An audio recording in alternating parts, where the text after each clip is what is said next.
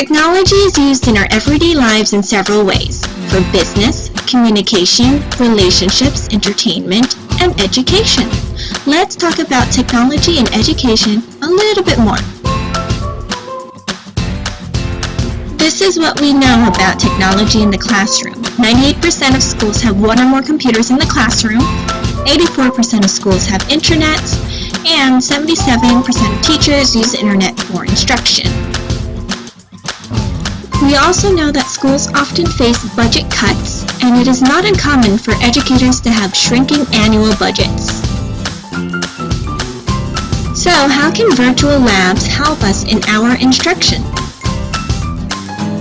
Virtual labs and simulations are engaging, accessible, and low cost. This means that students will be actively learning and can access these labs from anywhere, and some simulations are even free. Try a free interactive simulation today to see if your students could benefit from this exciting tool called the virtual lab. Created using Powtoon.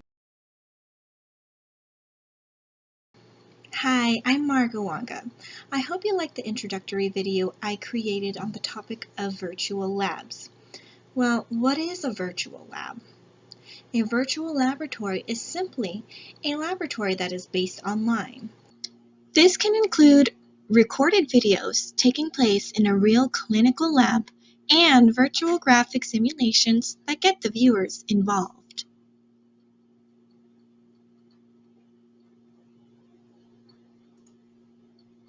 Virtual labs are not a new idea.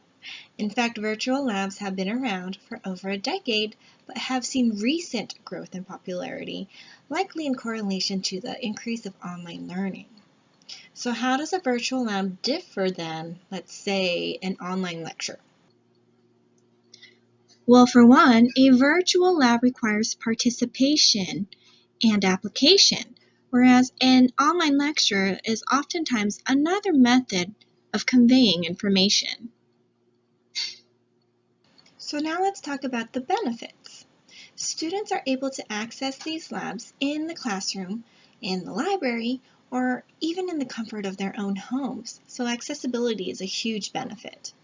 Students can also experiment, make mistakes, and then repeat simulations as often as necessary and use their own pacing to ensure that concepts have been mastered. That's a huge advantage.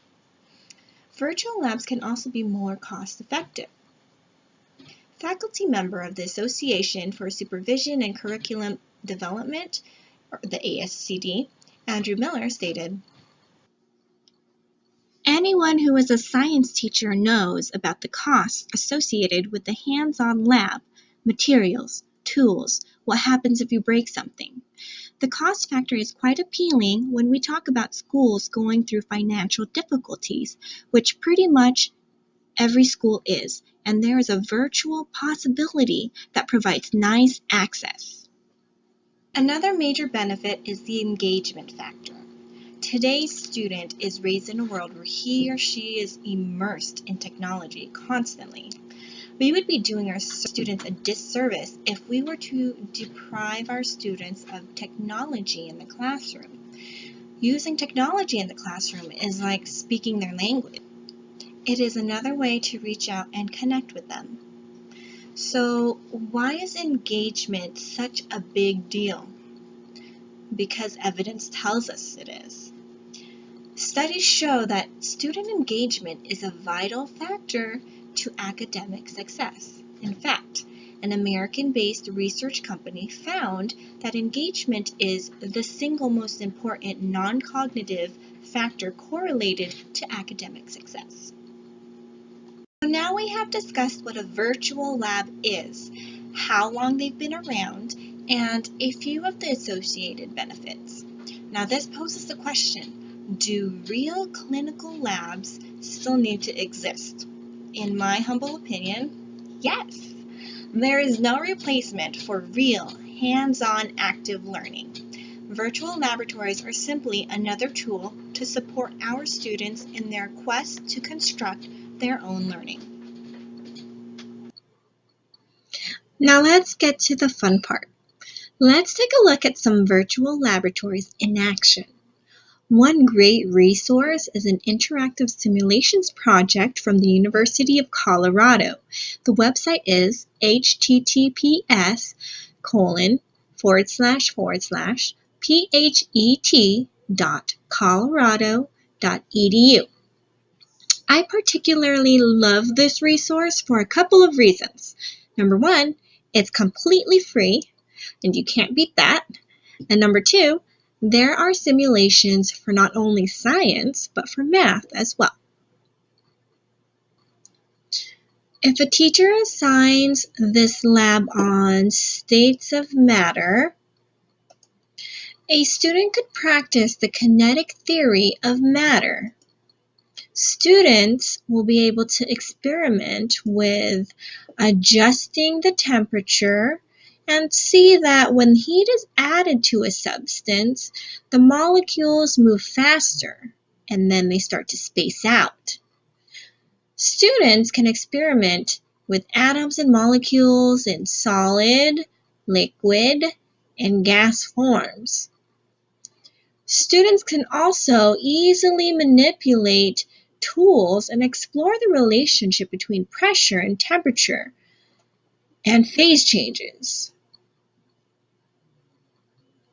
As you can see, virtual labs can be a tremendous supplemental resource to your classroom. I hope you consider the benefits of this useful tool and perhaps implement it into your instruction one day. Other virtual labs worth checking out. Labster, found at labster.com, is aimed towards the high school level. It does require a paid membership, but you can try their labs out using a free trial. Another resource is the Biology Corner. You can find this resource at biologycorner.com. Here you will find plenty of lab simulations for physical, earth, and life sciences. Check out this simulation on DNA mutations, where students can practice substituting, inserting, and deleting mutations. Many of the simulations found on the Biology Corner come with worksheets. Lastly, FreezeRay, found at freezeray.com, is where you can find physics, chemistry, and biology investigative simulations that are designed to be used with smartboards or other interactive whiteboards. Try this bouncing ball activity to the right. Thank you for taking the time to watch my video.